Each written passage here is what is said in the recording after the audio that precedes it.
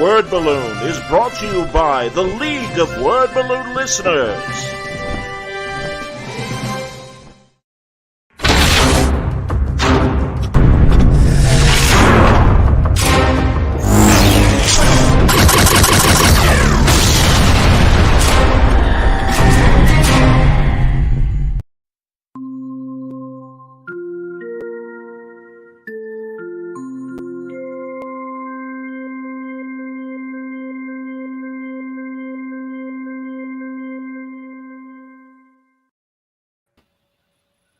Welcome back, everybody. Time once again for Trek Watch.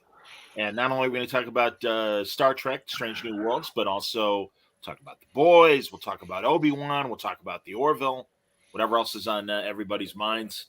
I haven't seen Lightyear yet. Have you guys seen Lightyear yet? No, sir. I kind of want to see it in the theater. Yeah, so do I. I saw Jurassic World. That was bad. I wish I saw Lightyear instead of that. So. Yeah, I got to be honest. I'm not a dinosaur guy. Neither am I. My son wanted to go because we always saw the other ones. That's nice. This Father's Day weekend jaunt there. Very nice. Yeah, I know, but it's a crappy movie.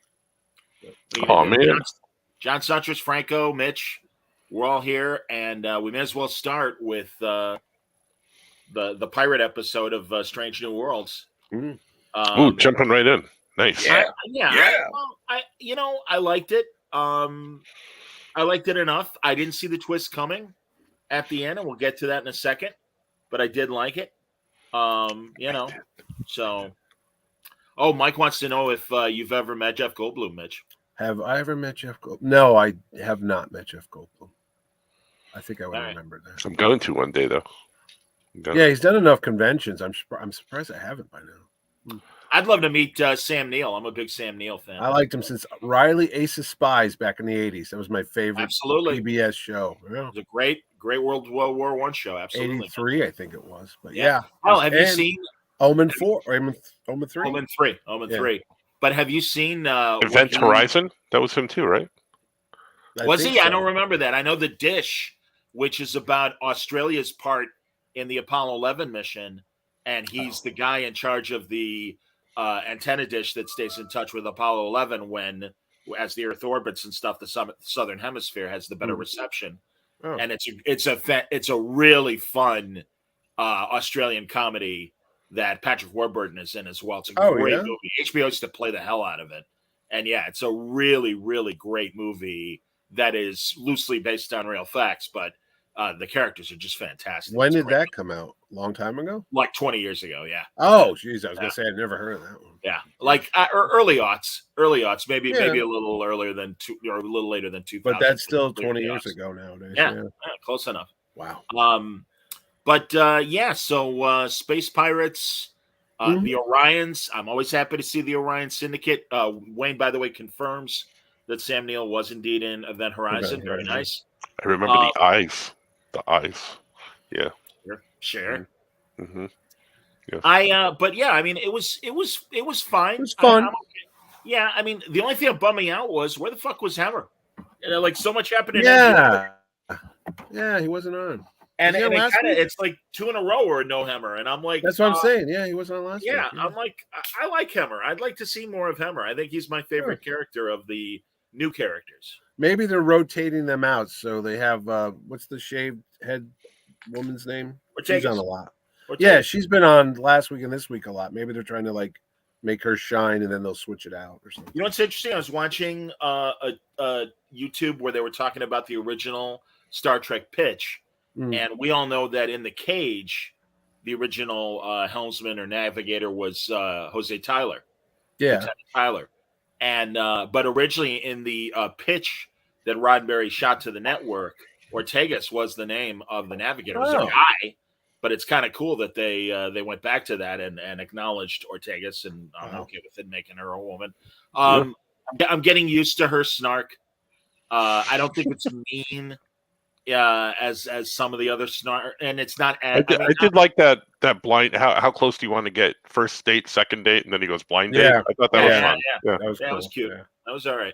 Well, that's the thing. It's like, all right, and obviously Pike is a guy that'll play with that, so that's cool.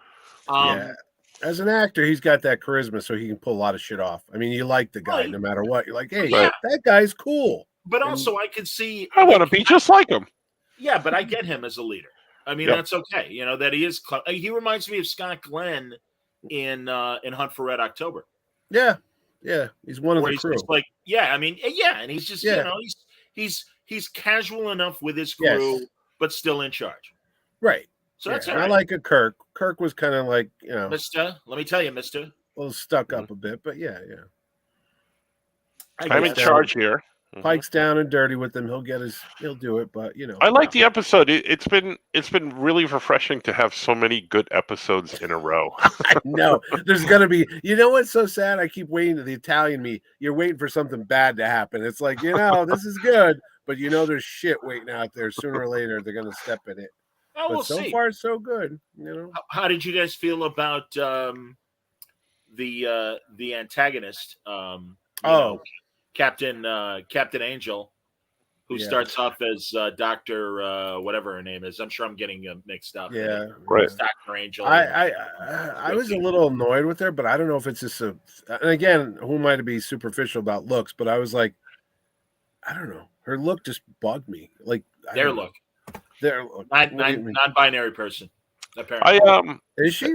Was she? They? Wow! I don't know about the character, but I do know the actor identifies. Oh! I was like on the episode. Oh, cool. I didn't know that. I liked her. Yeah, but I liked her. Well, she said that she had her story was that she was married to a Vulcan to grab them in, but I didn't see her being the bad guy, so that was kind of cool. I did see the other twist ending coming because I'm like, I think this is what they're doing, and then when I saw it, yeah, that's him. You didn't see that coming. I did see that coming.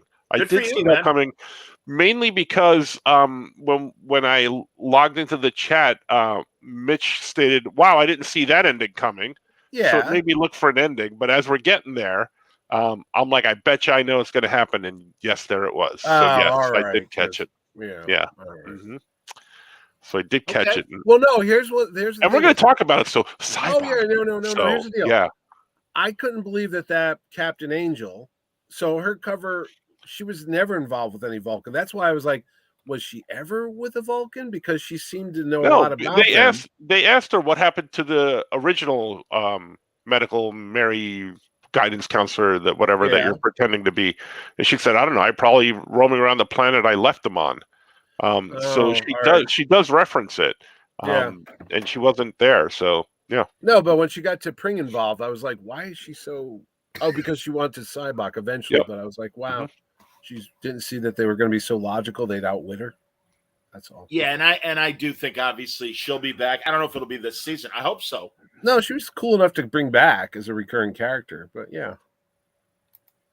Well, what did you think about the Ravager guys? It reminded me of Taserface, the guy, the captain. Yeah, the captain. The mutiny. I was like, this guy's so stupid. He's really flying a starship. I mean, but it was also kind of like goofballs in space. I love that whoever's casting is really into Irish people on New Trek, because once again, it's an Irish actor that Sharon Vigora here. And I'm sorry if anyone Irish is watching, because I know I have Irish fans. I don't mean to go to stereotype, but it's true. It's like, how you doing? Oh, what the shite? Like Hazel.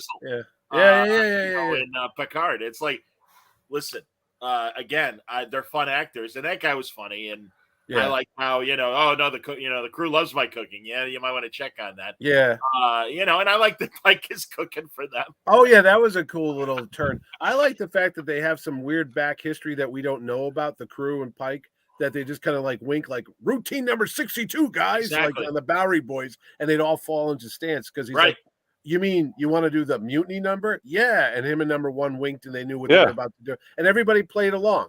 Like even the doctor knew what to say. It's like, wow, these folks really get each other. If this was Discovery, we'd have a 20-hour debate about, are you sure you want to lie to these alien races? Is this something I'm comfortable with? I don't think so. And then Tilly would cry. It would be a fucking mess. But this one's like, hey, fuck you. We're going to do a little wink sting action going on. Yeah, like Paul, all you needed was a little twitch of the nose, like Paul Newman and Robert like Redford. Right. Yeah. It was cool. Yeah, that's again, this group understands each other. Yeah. All right, this is good. Chris asked a good question. What was the name of Kirk's laughable Irish bully. Finnegan, right? Indeed, and Langley, of course, got that as well. Mm-hmm. Jimmy, me boy. What is that from asking here? Discovery or Enterprise, which show has more structure? I guess I'm not sure what you mean by structure, Ephraim. Yeah, do you mean story structure? Do you mean Strange New Worlds or Enterprise as well? Because that's I'm assuming he mean, and I could be wrong, but when he says Discovery or Enterprise, I'm assuming he means Strange New Worlds in terms of Pike's Enterprise. Okay, he says story. Right. Story? Well, I think Strange New World has absolutely. The funny thing is, Strange New World seems to be just using an old playbook. I mean, it's so formulaic that we know what's going to happen, but I don't mind it. It's like, they're going to, do this. I don't really think that. He's asking Star Trek Enterprise actually, which confuses me. All right, if you want to go that far back, and I don't mind that, I'm happy to do that. I think, Enterprise probably. Seasons. Yeah. I mean, and really, I liked.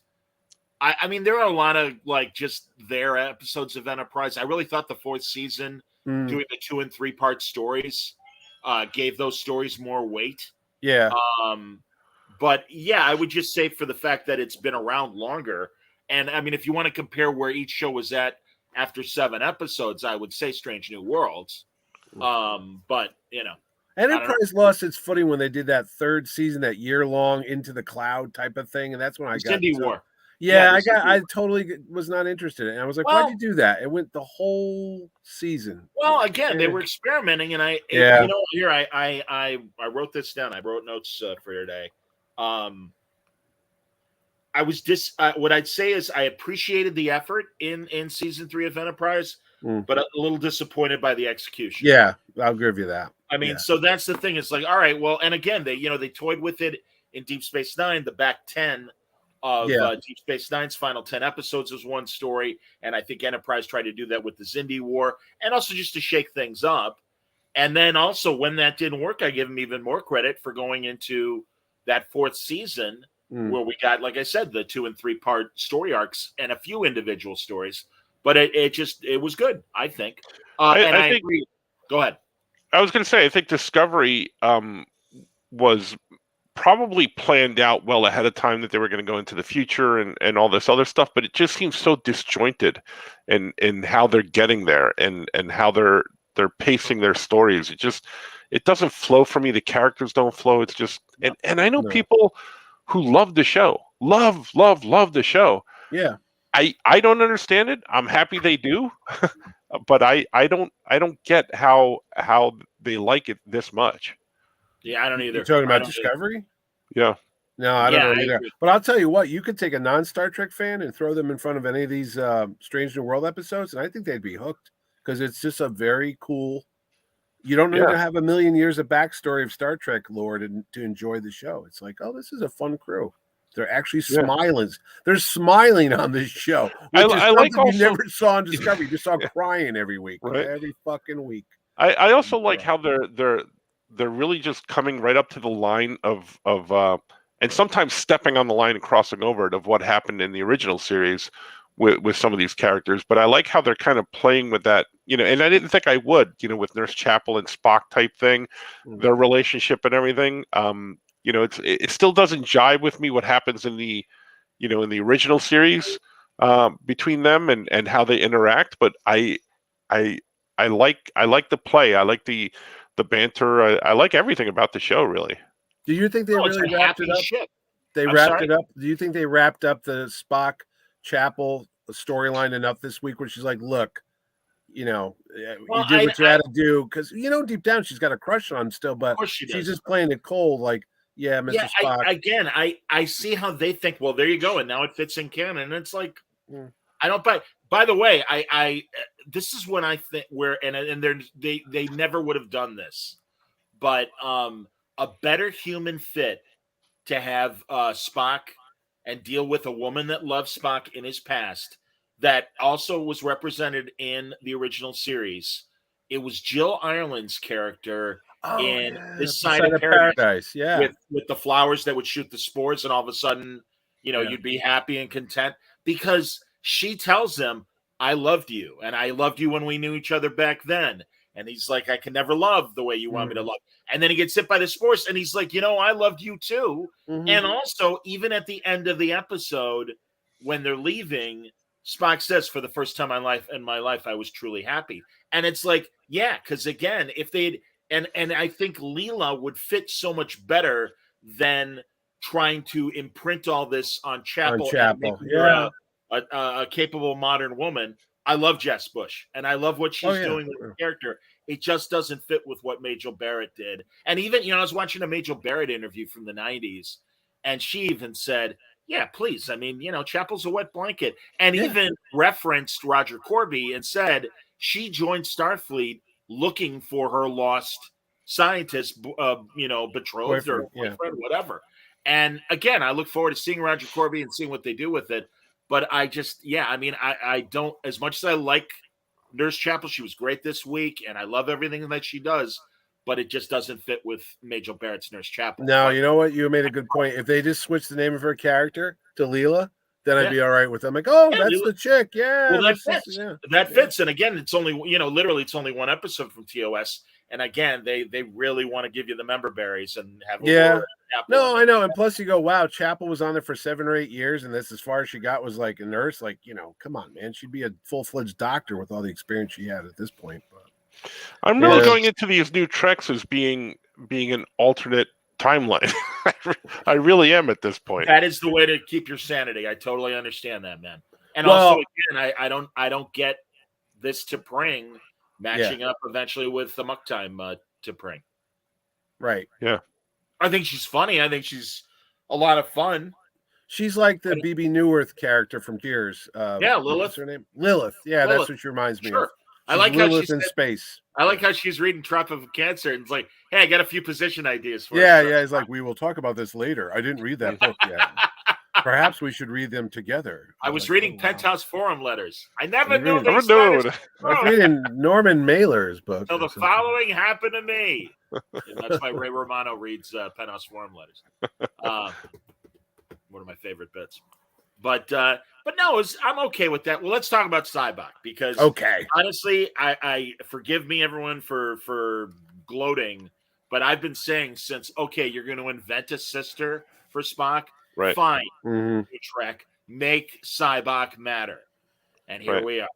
And that's good. That's fine. But I still have an issue with them not bringing any of this up during Michael Burnham because she's younger than all of them. Right? Yeah. Unless he's out of the picture before she even comes in. She's older. She's older than Spock, but younger than Sybok. Oh, so yeah.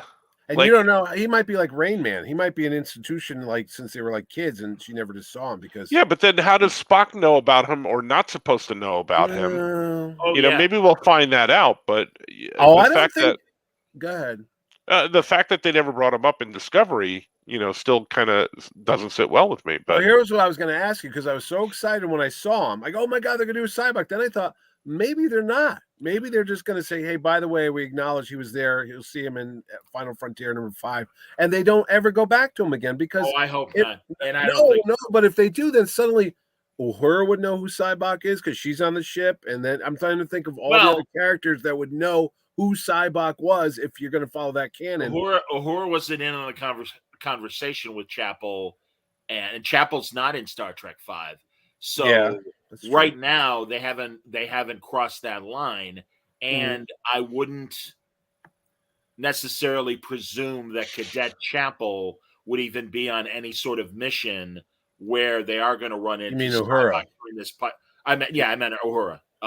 Would run into Sybok during this period. But what I would say is what I don't like, and it is a line from, I believe, the original Star Trek V as well, and that is that Sarek had Sybok out of wedlock with this Vulcan princess. Yeah. And what I don't like is it sounds like they never interacted. Sybok never interacted maybe with the family.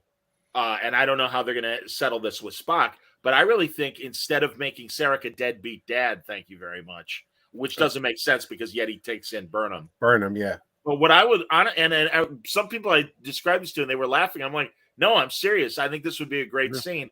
I want a dinner scene with Sarek, Amanda, Burnham, Sybok and Spock. And Amanda and Sybok are like, or you start with Burnham and Sarek. Well, clearly the Vulcan way to live is the more logical way, and the way to reason. And Amanda and Sybok could say, well, actually, there are moments when non-Vulcan thinking is the right path. And they're, kind of having this debate between the four of them. And Spock is literally sitting there and have Sarek or one of them say, Spock, you haven't contributed. What do you think? And all he's doing is taking it all in because he represents both sides. And I really did envision, and if I were any sort of artist, I would have drawn a dinner table scene of the five of them sitting there, because I think I would like to see a debate between Sarek and Sybok, but also seeing the other family members. And I also think Amanda would be sympathetic to Sybok being human. Is it because he has that weird psychological power, Shakari and all that crap? Yeah, that he's such a threat.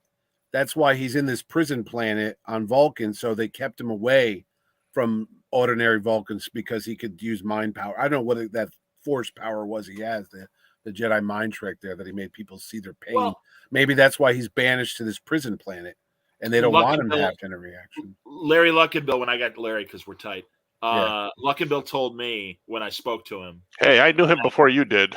Yeah, you did. And Francis, if I didn't tell you then when I did the interview, I absolutely name-checked your restaurant, and he brightened up.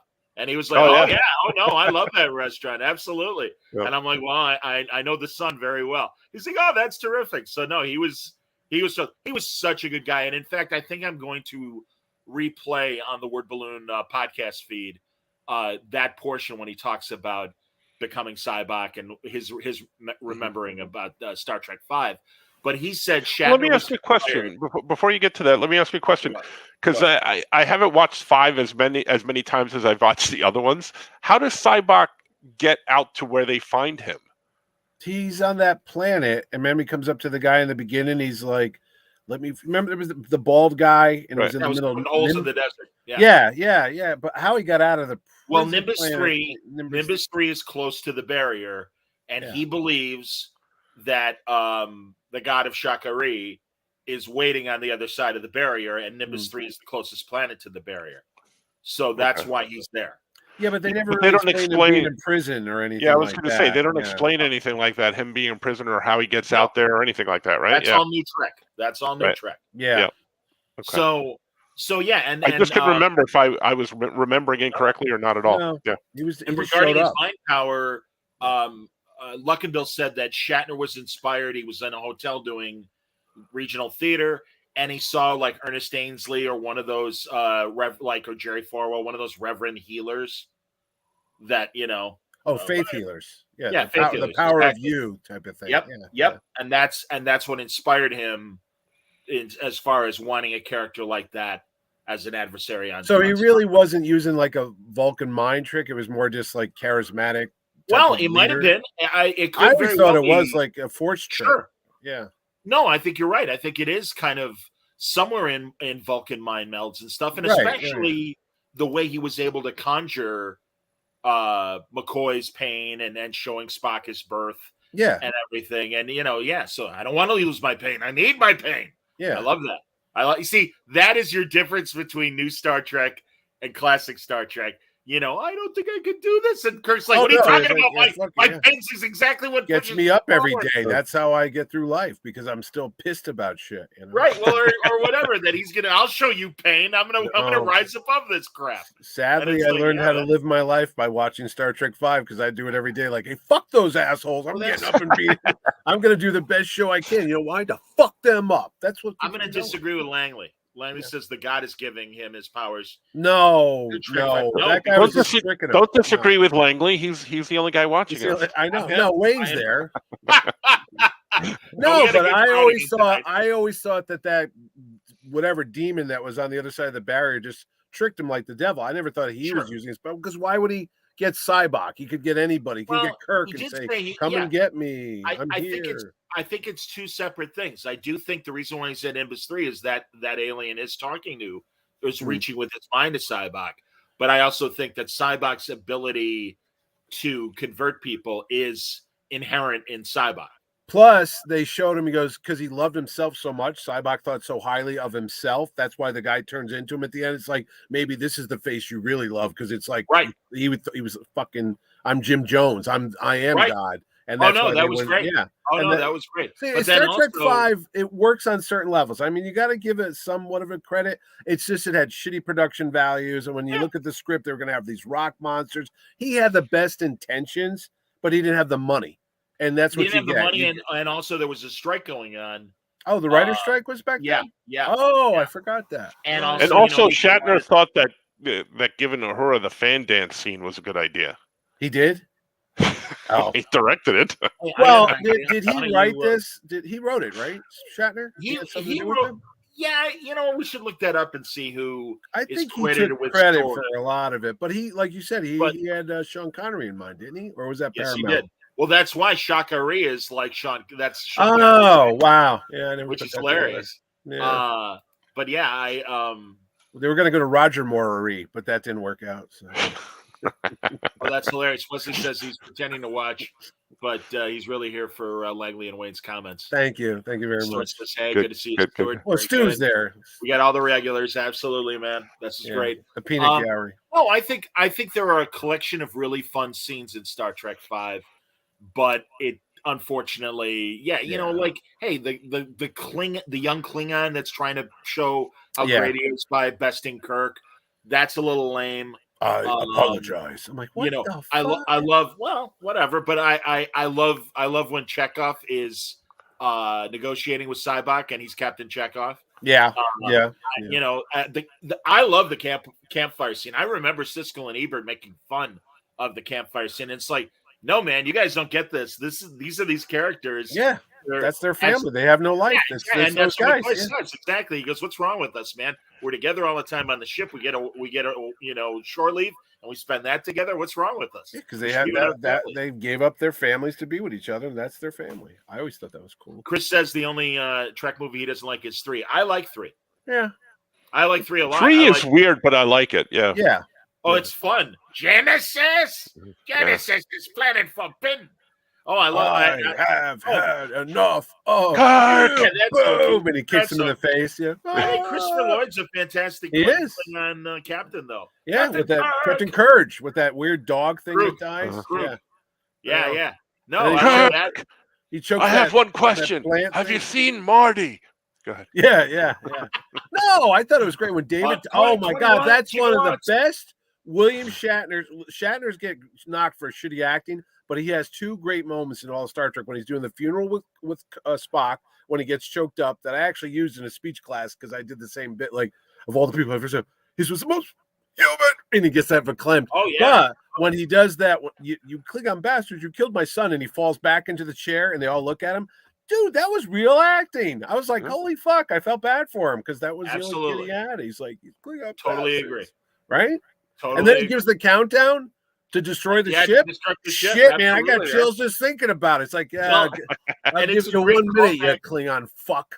Yeah. It's a great callback to Let It Be Your Last Battlefield when they bluff the Riddler. Oh, I never saw that. Yeah, you're right. Yeah. Oh no, that's that is the entire destruct thing, and that's why when it was happening in the movie, I'm like, oh, this is great. I remember this. I never put 2 and 2 together. Wow. But the through line is there all the way to Undiscovered Country, where he wants all the Klingons dead. Let him die. Yeah, let him die. That's a great scene too. Let him die. My God, yes, I love that exact Jim. They're dying. It's my favorite movie, by the way. Yeah. Really? Yeah. Let's flip the dogs off. Whoa! Yeah. The kitchen bar bothered the shit out of me when they had turkeys cooking. Oh, I like that. They should do mashed potatoes. Okay. If Pike has a whole fireplace, all right, in his he's got the egg quarters back there. He's like, and also it looks like they have real food in the galley in the original series Enterprise. It looks like it looks like the mashed potatoes suck because they're like concrete. That they retain the shape. Igor from MASH is like cooking. Pike has got spatulas. He's got a slap chop. He's got everything in the kitchen. Yeah. What do you need? All right. What do you need? No, I thought the whole week was good. I love when he's cooking for him. That was so fucked up because you didn't see it coming. It's like, how is he going to get it? He goes, "I'll cook you food," and he's like, "Really?" And next thing you know, there's Pike with an apron on it. It's like, that's where Riker gets his culinary skills from, because it's like, you want a pizza? I'll make you a pizza. No. But Shakespeare, the original Klingon. That's right. Exactly. You can't appreciate dripping purple blood. Everybody's great in that. Even still, you got hearing problems, mister? I love that. When Christian Slater just like hanging out. Yeah, Captain. You got hearing problems, mister? Yeah, with that Slater, voice. Absolutely, man. No, that's hilarious. Captain, the ship's going to fly apart. Fly her apart then. Then he just showed up. Kirk, Enterprise. He tackles him at the end. Kerwin Smith, he's the president. Starsky and Hutch. And of all people, Scotty's like, we'll send the fat guy up the stairs to get the sniper. Yeah, that'll. I'm a coming. I swear to God, when I get up there, you're gonna get that shit. I'm going to shoot you in 5 seconds as soon as I get my breath back. Yeah, absolutely. Yeah, exactly. And then you do know there's 2 versions of that, because it turns out to be that's not a Romulan assassin. It's like, it's Mr. Colonel Jenkins. West. And they rip off the mask, and it's Colonel like West. It was Colonel West. Renee Auberjonois' character. Right. Yeah. But see, they don't show that. So there's really 2 versions of that movie. So whatever. Wow. Yeah. We're getting nuts about Star Trek 6. It's only 30 years ago. We're getting nuts. I'm happy to talk about Star Trek. Don't kid yourself. And yeah, Wayne is right. The Nicholas Meyer Star Trek movies are the best movies, no question. And I know a guy that knows Nicholas Meyer, and I keep meaning to tell John to call him, but I forget. So that'd be awesome. The guy has lunch with him like every other week. I'm like, really? I would talk to him about his Sherlock Holmes novels as much as I would talk about Star Trek. That's true. I love and Time After Time. And Time After Time. That's a great movie. If you didn't know this, Johnny's a pretty good interviewer. I've heard he does something called the Word Bubble or something, right? Yeah. Something like that. We don't know. But anyway, back to Cybok. Yeah, I think he's coming back. I think it was this. I think so. They wouldn't tease it like that if they. Oh yes, they would. No, they might, but I would be shocked. Well, we're on number 7 now. Is this episode 7 out of 10? Episode 7. We got 3 left. 3 left. So there is no overall story arc. They stuck to their guns and said it's going to be 1 episode. Unless there's a thread that I don't see. I don't think it'll be continued in the next one per se, but I definitely think he's coming back. No, but has there been like an ongoing story that's subtle that we don't pick This is what they said. They said, and you could see it in the Spock to Pring relationship in particular, that it is going to be episodic, but there will be themes that will carry on to subsequent episodes. And I do think, just like they teased the Gorn, I'm sure the Gorn will be back. They teased Sybok and also this captain. I believe both of them will be back. And that's okay, because again, they're building their own continuity. Yeah. And I don't mind if they decide to refer to a previous episode.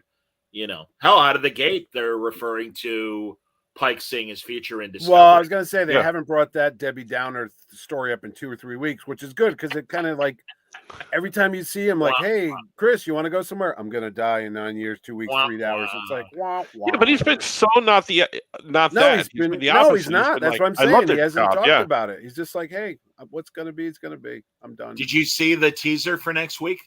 No. I don't see trailers on mine. It just it was on the Ready. They showed it on the Ready Room. And also I believe it's online individually as well. No, there's some weird.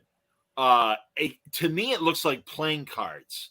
If you look at the design of the face cards of playing cards, because everyone's in like kind of king and knave sort of medieval dress, and that's why this is the Robin Hood episode. Yeah, well, Stuart said next week Space Dungeons and Dragons. Maybe I have no idea. I was telling my buddy about the king. Apparently is the king. When are they going to do a Mirror episode? I go, no, because it seems like they're ripping off all the classic ones. That's where, if they do a Mirror, that's where they cross the line, because that should start with Kirk.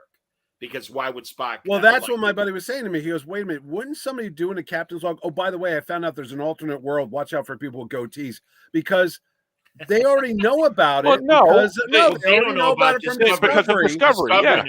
So why wouldn't they? That doesn't mean Spock knows about it. Wouldn't Starfleet put this in all their journals? Like, hey, we just discovered there's an alternate world out there. Be careful. There's an internal memo going around. Right? That's what I'm saying. Because another secret. It's another secret. Yeah, okay. I don't know. Nothing that big. We don't want to worry about a guy that was going to steal one of our ships to bring it to a parallel world to take over. That's okay. We'll just keep it on the hush hush. I don't know. I don't know. I hope. But do you think they're going to do a mirror or not? I really hope they don't. I really, really hope every show has done one. Enterprise did one. The Enterprise did one, and that took place way before. But at least Enterprise's one made sense. They fell into that same alternate universe trap that the Tholians put up with the Tholian web. Yeah. That's where the Defiant, the cruiser class, Enterprise class, Constellation class ship, that's where it went to. They went there and stumbled, or I should say the Mirror Universe people stumbled on the Defiant. I mean, that's the thing. Rather than the Enterprise Prime Universe crew going there, it's the Mirror Universe Enterprise that finds the Defiant. And again, that was already set up in the Tholian web. So that works. Okay. Oh, that's funny. Langley is correct. TNG never did do Mirror episodes. No, they did Mirror novels, and they've done certainly a lot of Mirror comic books that have been fun. Oh my God, are you telling me all those stories I have in my head were just from novels and comics that never did on Star Trek? Really? Wow. Well, I could have sworn they did one on Next Gen. With the Next Gen crew, Deep Space Nine did several episodes. Right. Yeah. But no, I don't believe Next Gen ever did. No, I think Langley was absolutely right. Fuck. So it's funny. Stuart says, "Yeah, I guarantee they will do a Mirror Universe. Probably, unfortunately. Well, they haven't done time travel, have they? No time travel yet. Here, pardon me, Agent. I'm gonna get this right. Agent 42 or I'm sorry, Agent.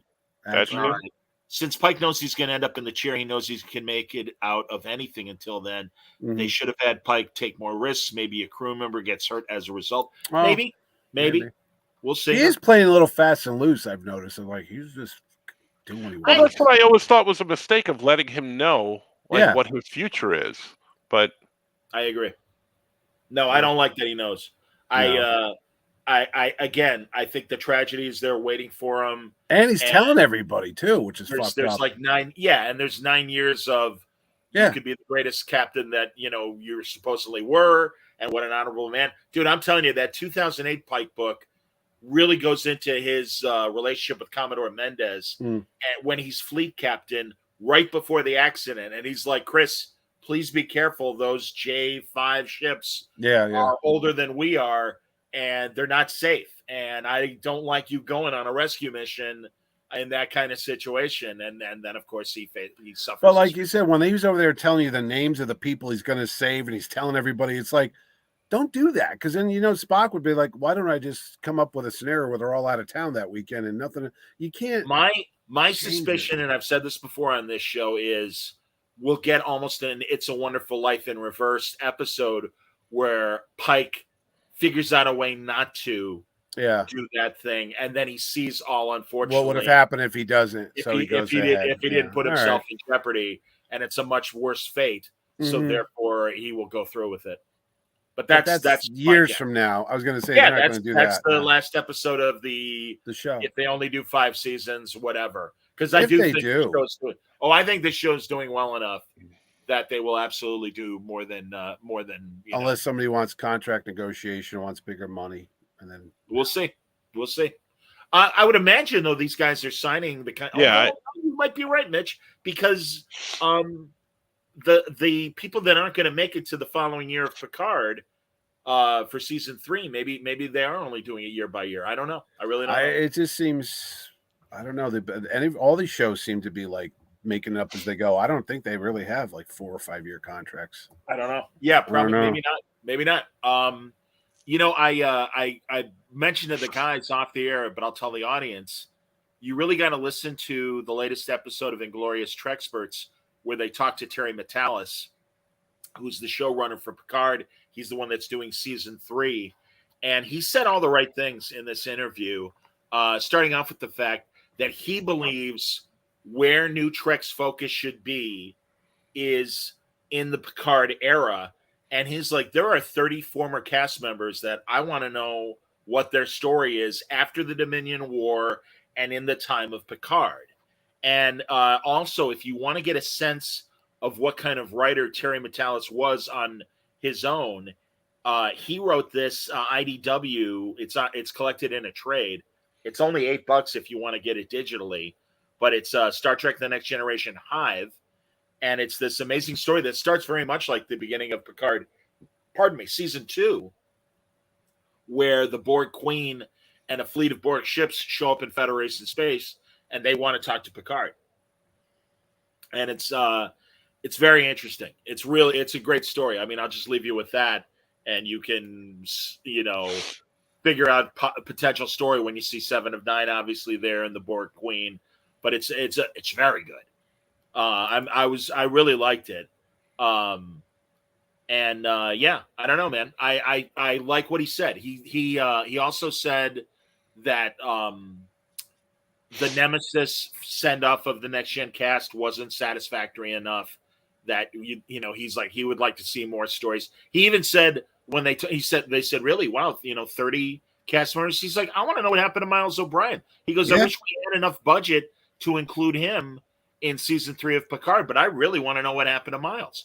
And he talked about various scenarios that are really worth listening to. And truly, again, as negative as I've been about New Trek, it's like, all right, this guy said all the right stuff. And now that he is going to do season 3, I think with less of Akiva Goldsman's influence, I have hope for season 3. I really do. They're doing it again. They're building us up. Yeah. And they're going to, I hear you, man. I was thinking that. Do you think it's much easier for them to write this stuff because they go, if this is what they want, we'll just serve it up to them. They'll do the fan service, and it writes itself, because they really are not missing anything. When I watch it every week, I look forward to watching it. I actually get up early to watch it, and then I'm like, oh, this is so cool. And I've actually gone back and watched certain scenes again because I want to see what they said. Like, oh, what did he do? Oh, that was funny. And I've never done that with Discovery or I've never gone back to any of those damn shit. Maybe the Angel one, because I didn't know what the fuck was going on, and I had to go back to like, what is she doing? She's the Red Angel. She's flying. And I'm like, what? So that was it. Yeah, no, I hear you, man. No, I think they are watching the response to Pike, and it will be very interesting to see what season 5 of Discovery looks like, but also subsequent shows. Do you think they're eating humble pie and going, oh, fuck, that's all these people ever wanted? I hope so.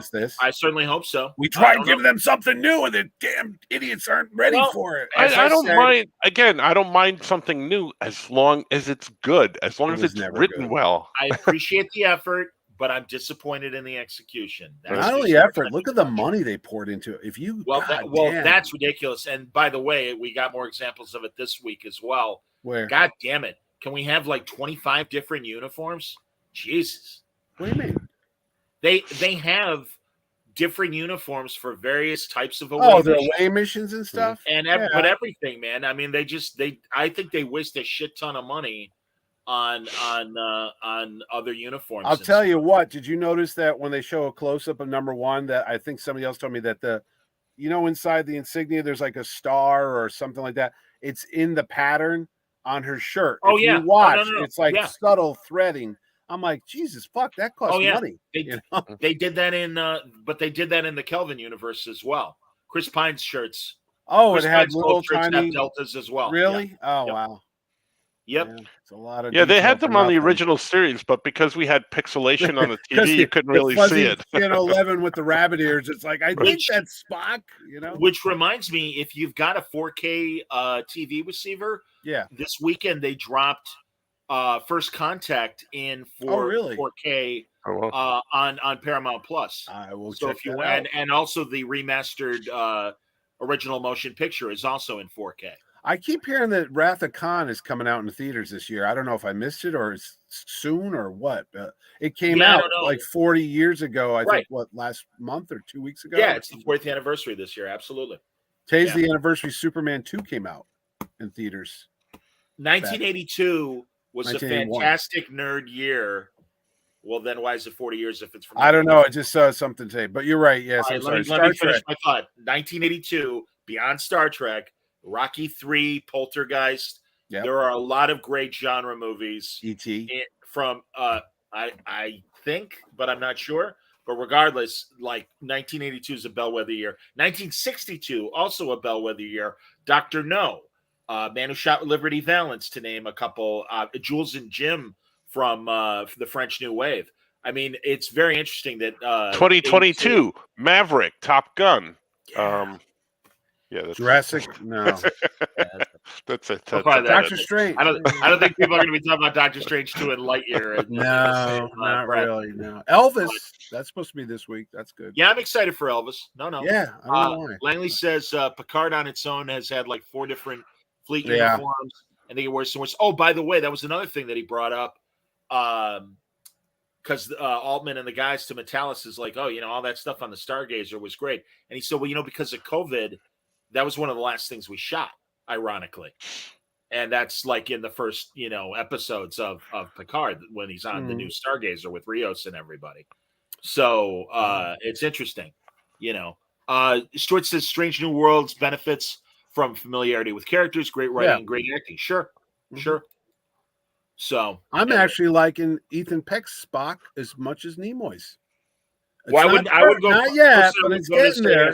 Yeah, he had some good reactions. I'm like, that's a good. Is it better? I never liked Zachary Quinto. He was okay. Well, again, it's how he's written. But no, I think he's definitely jumped over Quinto. Yeah. But again, still, he's doing the right stuff. I still can't get past the longer-ish side. Yeah, the little thing. They trimmed them up a bit. They weren't spinny this week. They're kind of pointy. Yeah. But it's long and pointy and then longer and pointy. Yeah. Pike had some weird sideburn thing going on, too. I was like, did they... You do not talk about that man in that manner. Right. He's untouchable. Leave his hair alone. You leave his hair alone. We all got serious man crushes on I know. He's screaming. It is getting crazy. It's getting up there like that. He's starting to become like my almost my favorite captain. Almost. Come on. Really? As opposed to the original Captain Pike? Listen, I got no problem putting Jeffrey it. Hunter? Jesus? Yeah, Jeffrey Hunter. I kind of like Jeffrey Hunter. I was like, for that one episode, he was cool. Yeah, and also everyone's got on his shit because everyone's like, oh, he's so bummed out. He's bummed. That's the story. Yeah. He's burnt out. It's a moment where he's telling Dr. Boyce, I'm getting tired of letting people, having to choose who lives and who dies. Yeah. And I don't know if I can do this anymore. It's a momentary crisis of conscience. I don't think if Jeffrey Hunter had gotten the green light, I think he would have smiled more. I think he would have had a better time. But I do think in that initial story, one shot, he didn't know. They never had a space show on before. He did what he, probably done like a World War II movie. He didn't know. He did, and he did it, and he did what the was the story asked for and everything. Right. Who did direct that show? Was Roddenberry involved with the directing the pilot? I got to look that up. He produced it. Well, he wrote it. I know, but I don't know how on set he was, and like this is what your character's like. Because I know Nimoy. Well, but as the producer and the guy who came up with the idea, I have a feeling that no matter who directed it, the onus goes to him being the director or the writer. Yeah. So I'll look up the Cage and see. And I'm sure he had some say in some of the happenings. Oh yeah, I'm sure. Yeah, sure. You know what's interesting? At the same time. And unfortunately, I've been able to find the pilot, but in '67, he created a police story show, not to be confused with the '70s police story. Yeah. But it had the guy who played Captain Garth was one of the main guys. Oh yeah. And Bones was the medical examiner on the police force. And supposedly, and he did such a good job that they promoted him. Yeah. Well, when the network. Hold on, because the network is like, I don't know if we like DeForest Kelley as Bones. We're used to him being a bad guy in Westerns, but it was seeing that pilot, and maybe it was made before The Cage, because that's what DeForest Kelley said in an interview, was it took the network seeing this pilot of Police Story and seeing him as a medical examiner. They're like, oh, he can't play a nice guy. Okay, all right, we're cool with it. No, but did it go to series or was it just a pilot? No, it was just a pilot. It did make it a series. Okay. But it was kind of interesting, and a lot of Trek behind the camera people were also involved in it. So anyway, I'm confused. I looked up Star Trek: The Cage and it didn't come up. Was it the Maybe I got to look at Memory Alpha. Anyway, what else in the meantime? On Star Trek? Yeah, any other I think thoughts? That's about it. I mean, by the way, Michael Cooper says when somebody refers to him as the Boy Scout, and he's like, Boy Scout? I'm not a Boy Scout. And number one goes, it's in your file. Yeah. That's pretty funny. No, that was good. Mm-hmm. I like when he was still talking like a pirate at the end. She's like, will you please stop? I was like, that's fun. No, they have a very cute chemistry. No, I like it. I like it. It's cool. So yeah, man. No, again, we'll see. We got 3 more to go, and isn't that a shame? And T'Pring and Spock, man, they get it on a lot. Huh? A lot of Vulcan sex, absolutely. That's right. A lot of Vulcan doing the nasty, absolutely. That's right. A lot of Vulcan something switched around. I like how Spock was nerve pinching everybody. Notice that shit? Like everyone, and Spock threw a fucker across the room. I was like, yeah. I was like, and also, here, son of a bitch. I like Chapel taking somody out with a hypo. Yeah. I loved her going through the Jeffries tube. I'd like her to go through my Jeffries tube. How you doing? Hey, stop it now. Colonoscopy. But no, the best one was, she's like, oh no, I'm defenseless. I'm just a nurse. And she had that little thermometer that I used to check the kids. Yeah, right. It's a thermometer that we use on the kids. Yeah, whatever. It's all right. I love that. Don't even bother trying to hide what it is. You bought that at fucking Walgreens. Hey man, the original medical scanners were the salt and pepper shakers. Yeah. And Star Trek, Star Wars, it was a lady's razor that Qui-Gon was talking into, like a communicator type of thing. Obi-Wan, I could shave my legs closer than ever before. And I'm like, wait a minute. Chic lady. It's a chic lady. Yeah. I'm like, what the fuck? Don't even try to hide that shit. I like what Wayne says. The hairstylist on the Enterprise says the toughest job of maintaining all the crew hair. It's true. That Bolian better be really good with scissors. That's all I did like when he said, he goes, wait, you're going to take the flagship of the Starfleet and give it to the Klingon. You don't think they're going to come after you? You really didn't think this through? And then the other guy's like, oh, fuck, yeah, right. Yeah. And he goes, do you really think the Klingons are going to talk to that guy? And she's like, well, he goes, well, he's the guy. He's not the captain. The whole thing was the whole dynamic. And then at the end, when shit's hitting the fan, they're like, oh, by the way, you better beam us out of here. And they're like smashing through the window. He's like, yeah, any second now, because we're going to get fucked on this. We jumped ahead on the mutiny, Yeah.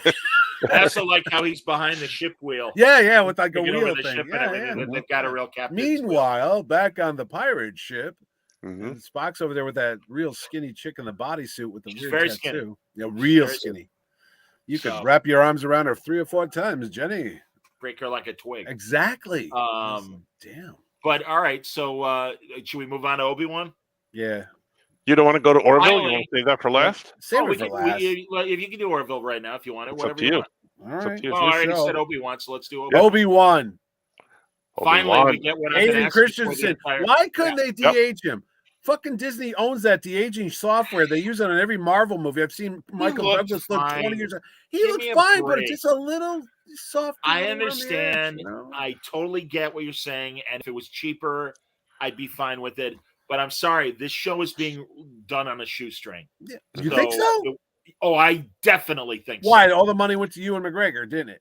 Well, probably. None of the supporting people they're nobodies. Literally, there's like nobody recognizable. Like, who are these other actors? The Red Letter Media guys, who I think do amazing critiques. Yeah. Watch their critique of Obi-Wan, and I agree with them. I think and it's something that Terry Matalas said regarding getting everybody back for season 3. And, like he said, he's like, I wish we could get O'Brien too. Yeah. I think both in the case of Paramount and Disney, when it comes to all these shows, they're cheap. I think they're very budget minded. Really? I do. And I'm sure McGregor is being given a satisfactory amount of money. Oh, yeah. I'm sure Hayden Christensen get a decent amount of money, if not an amazing amount of money. Yeah. But yeah, when it comes to things, because by the way, Mitch, you're not the only guy who said they should have de-aged Hayden. That was the first thing I thought of when I saw him. I go, hey, he looks good, but it throws you, Well, and I can appreciate that, but it didn't throw me. Because they did it for Mark Hamill on The Mandalorian so well. That's why I'm like, I know they know how to do it, Well, yeah, you're right. And that's I don't know what that cost is, but you're right about that. Well, maybe they made the call that he looks young enough that maybe they thought he, will go through it. Now, I'm okay with that. It's not that's not a big thing for me. I'll tell you what, this is the first time ever watching a Star Wars program, movie, or anything that it looked like it was done in someone's garage when all those stormtroopers, and I know they're on that volume set because of the way things are in the COVID, but when all those stormtroopers showed up to be outside the door, it looked, No, I know, but this one really looked like, I think they're doing this in my backyard because it looked really claustrophobic, and all the guys look like the 501st that come to my convention, which are great guys, but it looked kind of amateurish. So I'm like, would they really be standing that close together with guns all drawn on each? And that gun that they used looked like they made it in the prop department in this college high school production of Star Wars. It looked cheap. It just looked cheap. Which Star Wars never looked cheap before, ever. Yeah, it was so cheap. Everything was cheap. It did. That's exactly the point that the Red Letter Media guys made in terms of these films would cost more money, but they got more money back from people buying tickets and stuff. Right. Now they're relying on subscriptions, yeah. And that's less money. Michael says here, Kenobi was just kind of bland and predictable. I like Ewan, but Kenobi is sort of dull and doesn't really seem to add anything important to Star Wars. Well, I almost kind of agree with that. I like the series enough where I'm invested to want to see more of it because I love Star Wars. I like a lot of the stuff. I don't like some of the stuff. But I do agree in that it's not adding anything. It's just kind of like filler story. Yeah, this is what happened in between type thing.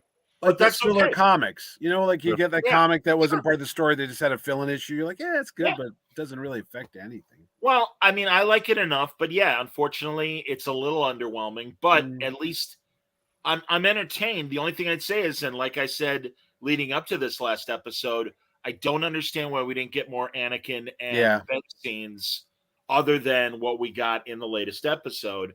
And maybe we'll have one more scene of that in the final episode.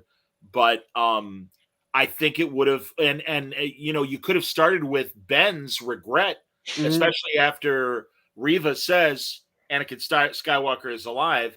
You could have happy memories of him, and then, oh shit, Ben, then I screwed him up, whatever. And then obviously in this latest episode, it was Vader that was remembering his training with Ben. Yeah. You know, that was his flashback, and that's okay. But again, I wish there was more of that, and whatever. And whatever. I thought it was so great that James Earl Jones sounded so great, and then I found out they actually just used like computer stuff to go and find every bit of dialogue he ever did, and they just ran it through like a simulator, and that's what's doing the voice. I'm like, I'm pretty had a theory. No, I heard from a production guy on the Kevin Smith show because I was like, "Wow, James Earl Jones sounds amazing." Yeah. I'm pretty sure they filtered it. You know what? I'm pretty sure that they paid him to make a phonetic alphabet like they did Majel Barrett for the computer ships. Yeah. No, you know what? Didn't they do his voice years ago for one of those TomTom car things? Like, take a left, take a right. They might have had it like in a sound file, and they just like it's like that Simpsons episode where Smithers is turning his computer on, and you see, and it's all these Burns words out of sequence, but it's "Hello, Smithers. You sure know how to." No. Let me tell the goddamn line. Shut up. Tell it, Jesus, because you got to do it right. He's like, "Hello, Smithers. You sure know how to turn me on." and then he goes to Lisa. Maybe you shouldn't see this. Sorry, buddy, but that was his Malibu Barbie episode, right?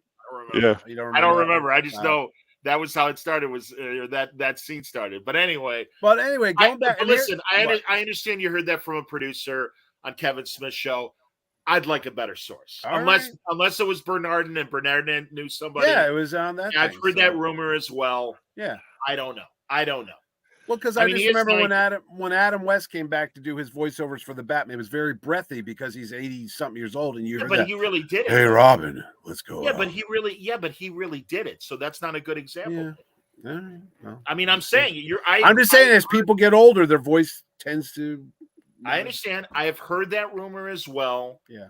I don't know if that's true or not, and I mean, again, you're right. I mean, I've heard great on National Public Radio, on Radio Lab and stuff, great deep fakes of, here's George Bush on a sex call or whatever. Oh, yeah. And it first sounds like George Bush. So you might be right. I've just heard that, and I just like real confirmation. All right. I heard they did that with Hamill, too, on The Mandalorian, that he never did the dialogue. They just, like, made it sound like Mark Hamill would have sounded. I'm like, I don't know the sound stuff, but the other stuff going on there, it's kind of Keystone copy, even though they didn't do the trench coat hide the girl under the thing like this week, but he's like, I will give myself up to Darth Vader. This will buy you some time. And then he just kind of opens the door and walks through, and there's the stormtroopers like, seize him. And I'm like, wait a second.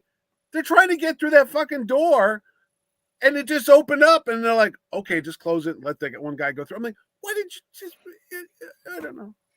I just stared at him. They only wanted Kenobi, and he gave himself up, so why bother with the other guys? Oh, we don't care. And then the whole switcheroo thing.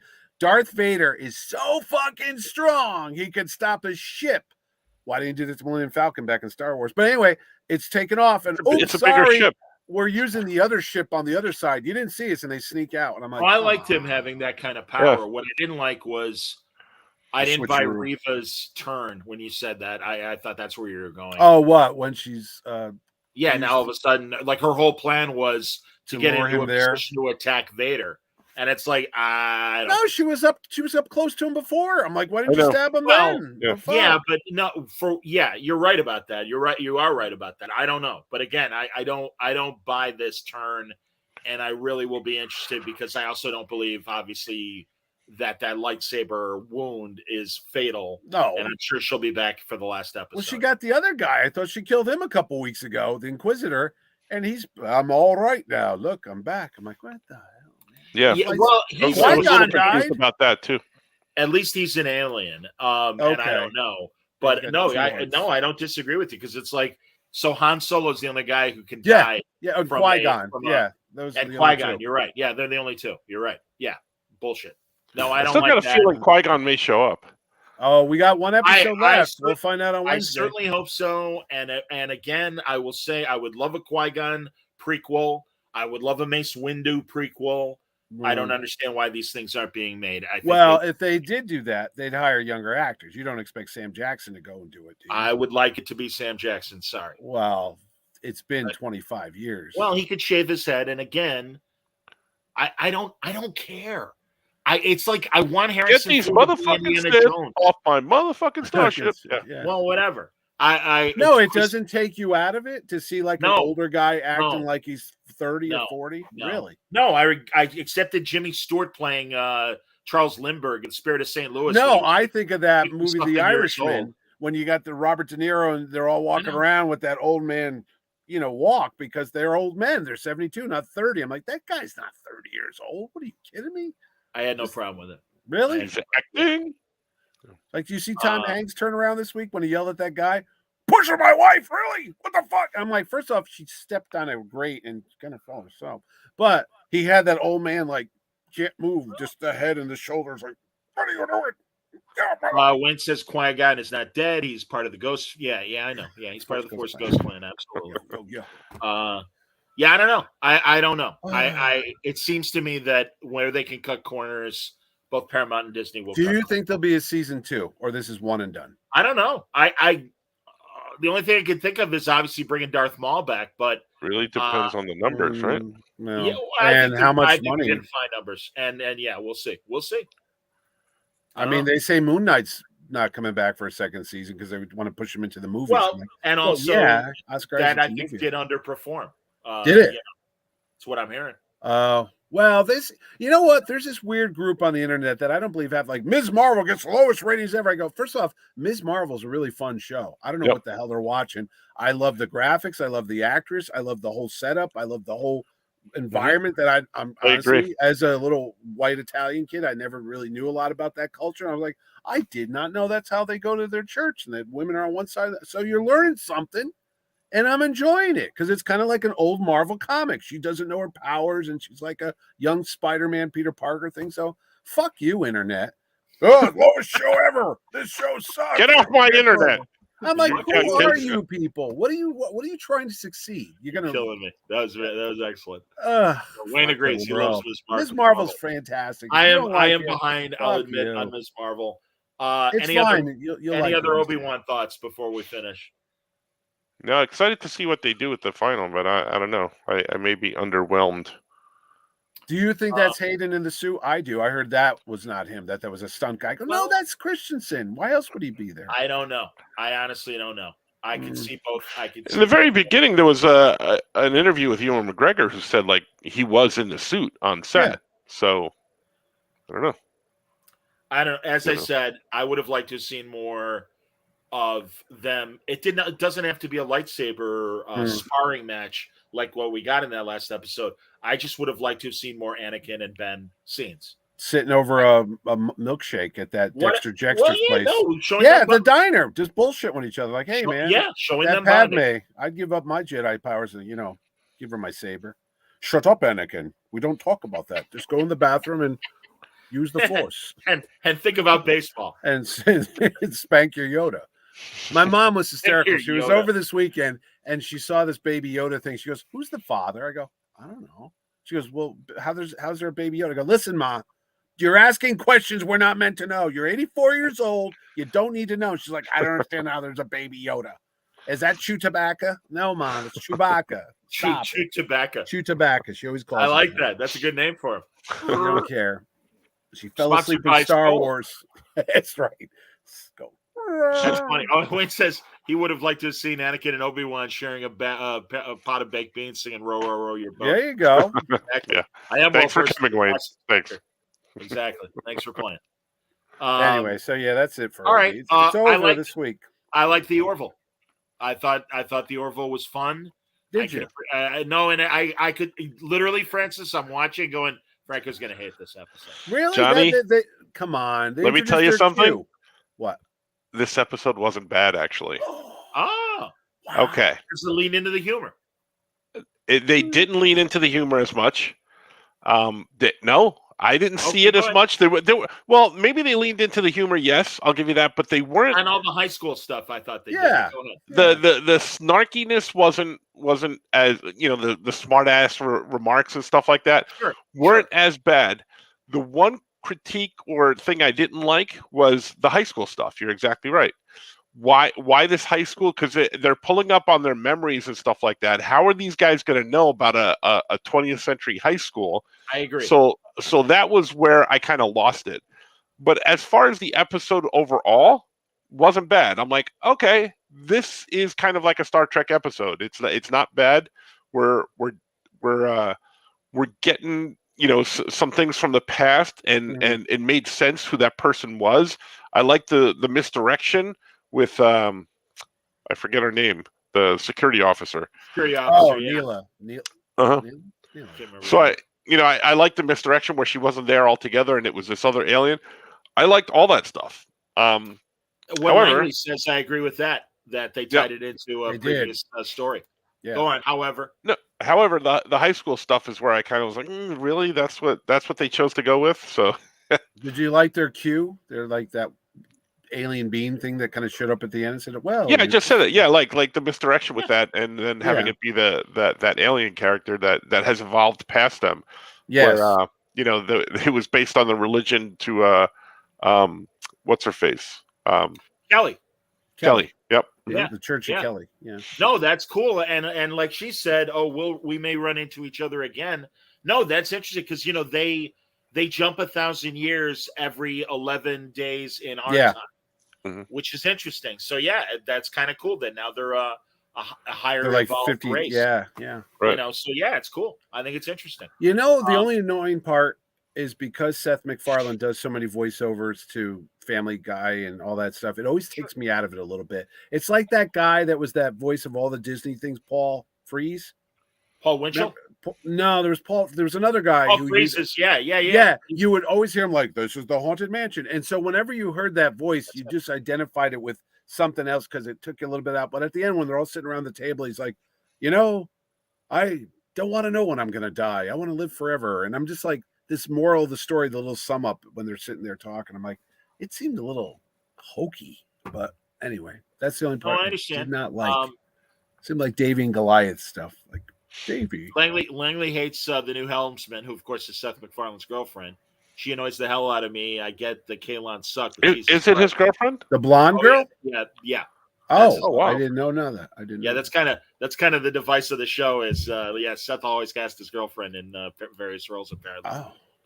Wesley says Orville future is a utopia where everyone is educated in history and humanities, earning my no prize. Okay, very good.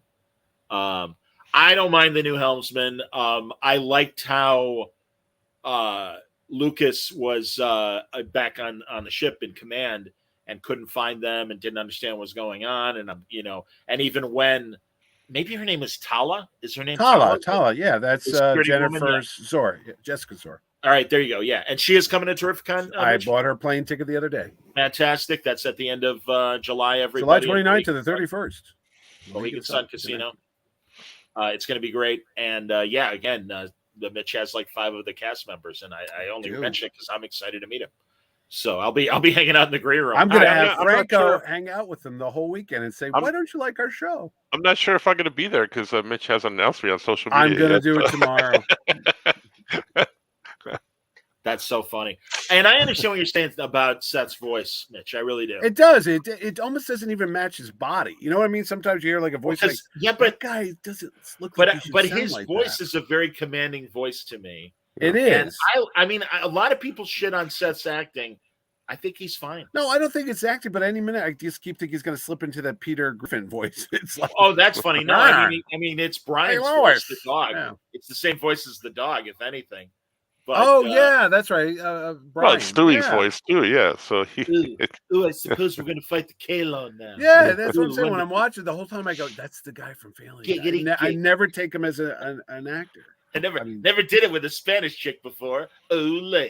Or the chicken's going to pop out of the scene any minute and start beating him up right on the set of the. I love when he gets into fist fights with the. Yeah, that's what I mean. Like what? Oh my god, no.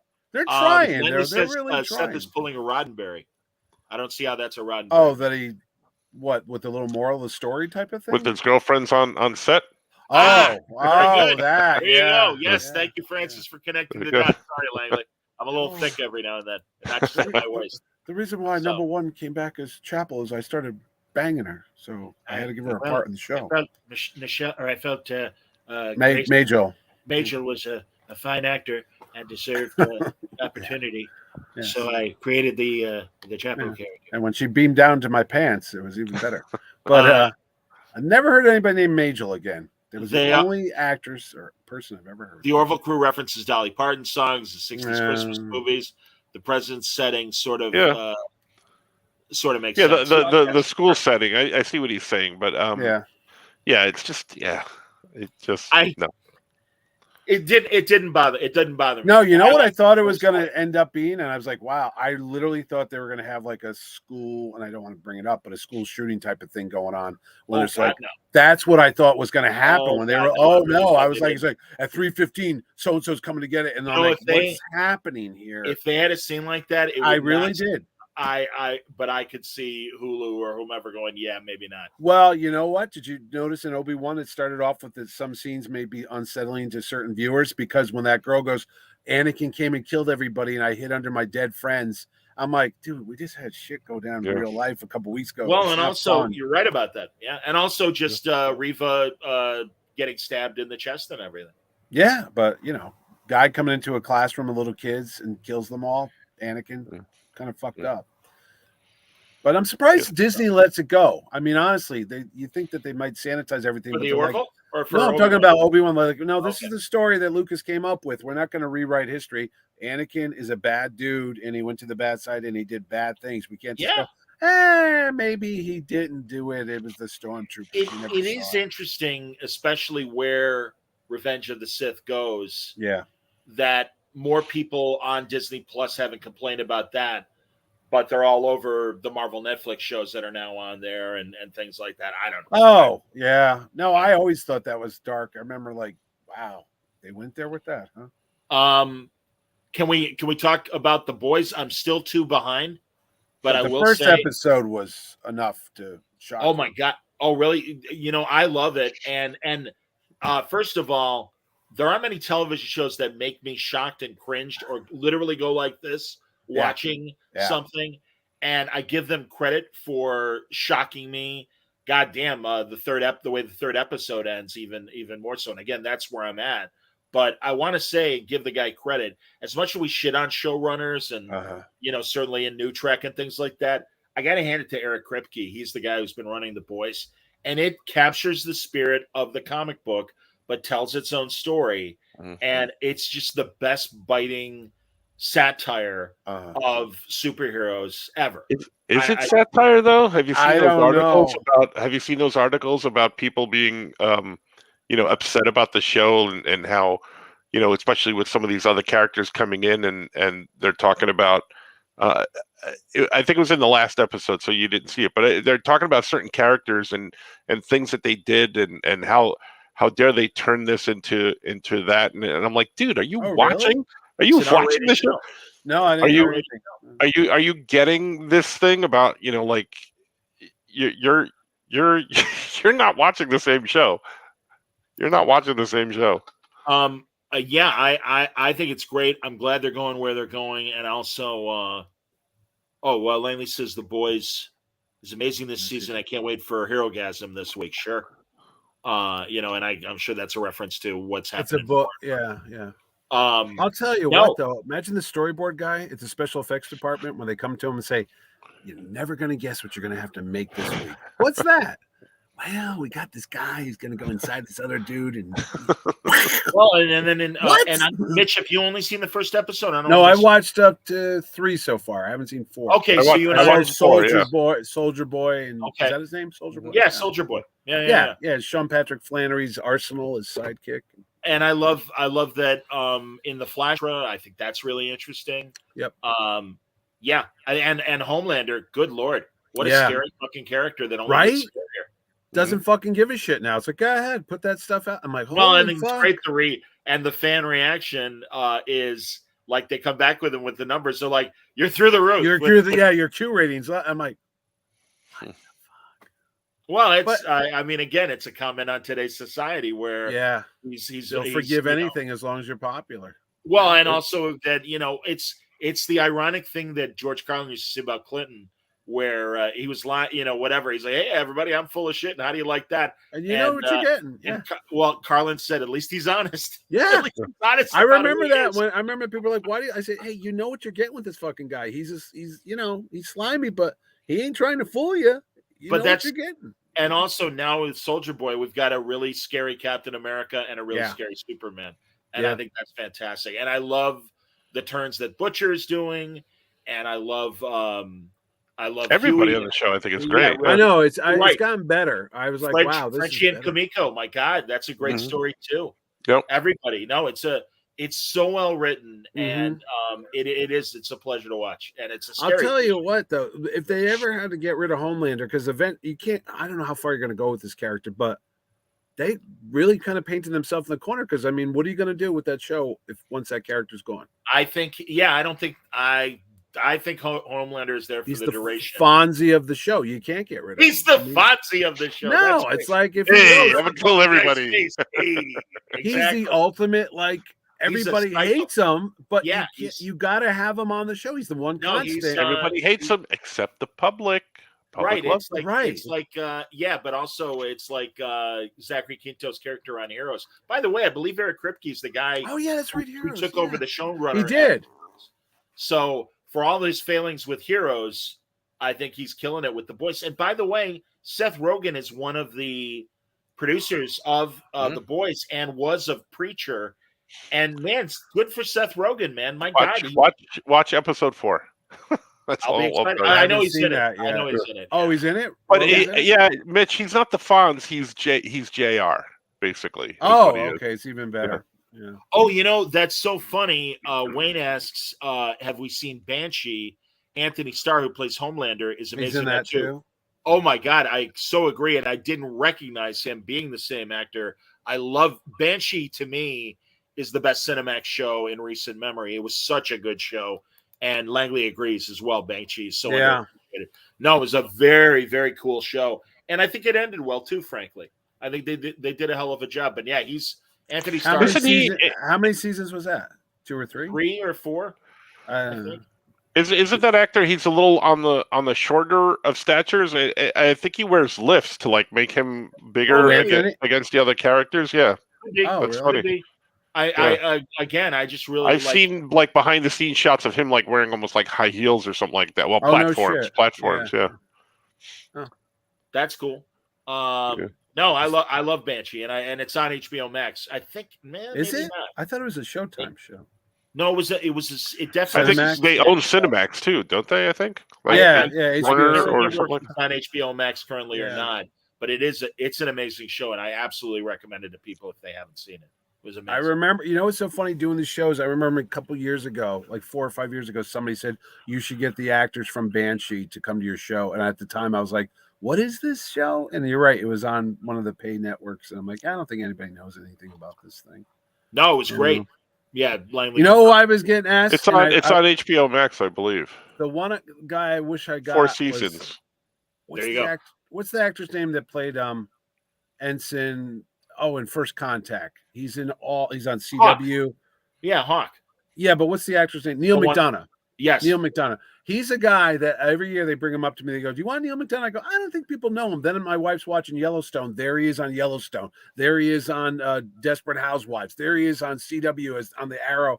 This guy's got a career that has been like 30 years now since he's got a career that Mitch knows nothing about. He was in Band of Brothers. He's just like a constant working actor, and before you know it, he's got a resume that's like 50 shows, and everyone, oh yeah, I know that guy. Neil McDonough. He even made one of these recent lousy Bruce Willis movies. Oh, he was in Walking Tall with The Rock, because the other day I was changing channels. I go, he's in this too, and he was the bad guy in that movie. No, he's a great character actor. I like him a lot. Yeah, I really like him a lot.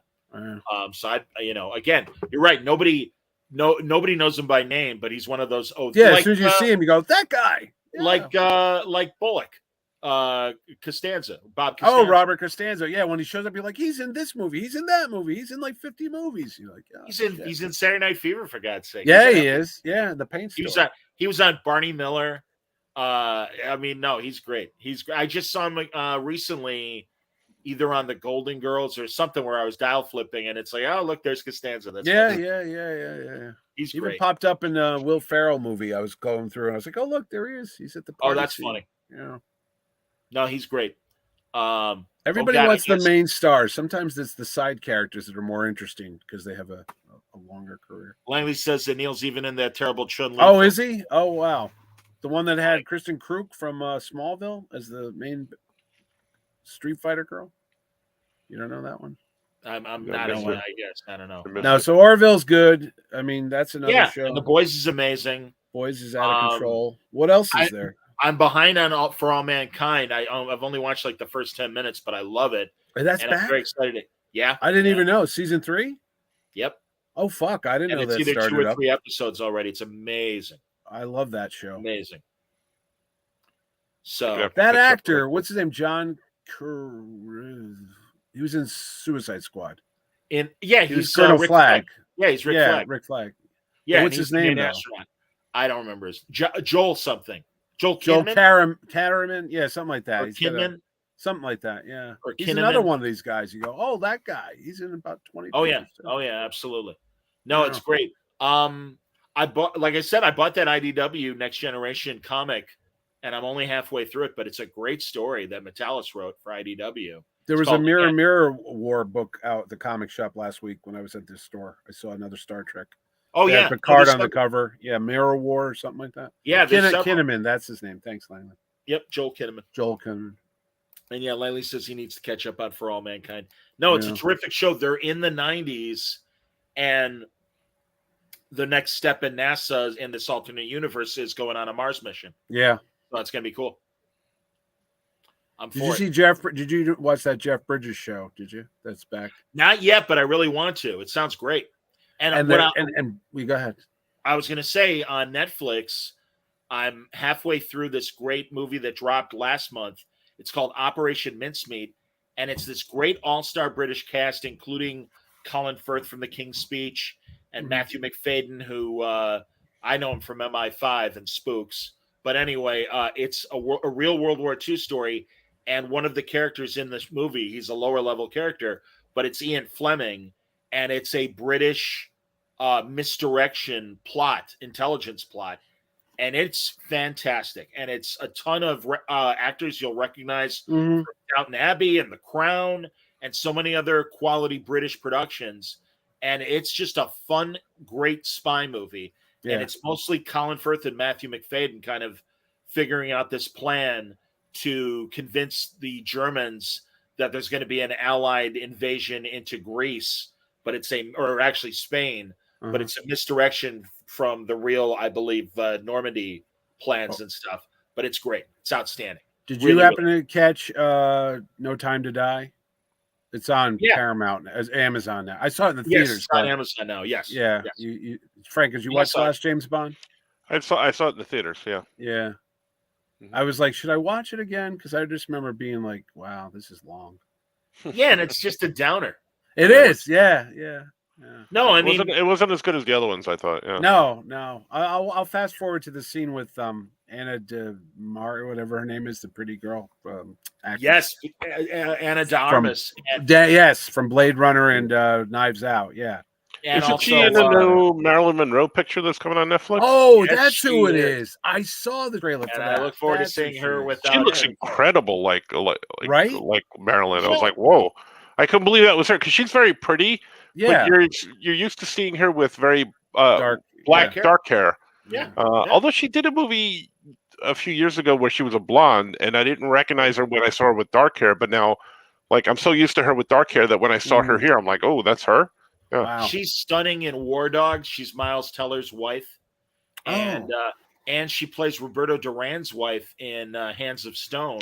Wasn't she just in a Hulu movie with Ben Affleck? That was bad. Yeah. I was. Is it? That's too bad. Yeah. No, I won't deny. Just like my crush on Jess Bush, who plays Nurse Chapel. Yeah, I got it bad for Anna de Armas. She's a lovely woman.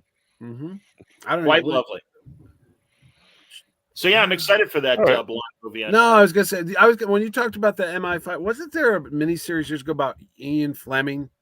But it was Jason Connery played Ian Fleming, like the true life story of the real James Bond. I forget who played him, but I know BBC America they had a show did an Ian Fleming during World War II because he was a real intelligence officer. Yeah, and he went on real spy missions and plotted spy missions. No, it's really cool. And again, this Operation Mincemeat absolutely dovetails into this area. Mm-hmm. And really, man, if you like those classic drawing room spy, Tinker Tailor Soldier spy, where they're sitting in the really nice paneled room, they're drinking brandy, and hey, I believe we need to come up with a plan to thwart the Jerrys. Yes, I mean it's so that, and I love that. I'm sorry, I'm a sucker for that stuff. Oh, I like all that stuff. Yeah, but it's really well written, and it's all these top drawer British actors and actresses. It's amazing. It would be the guy that played Bernard Lee would be the main guy or something like that, like the guy that played M.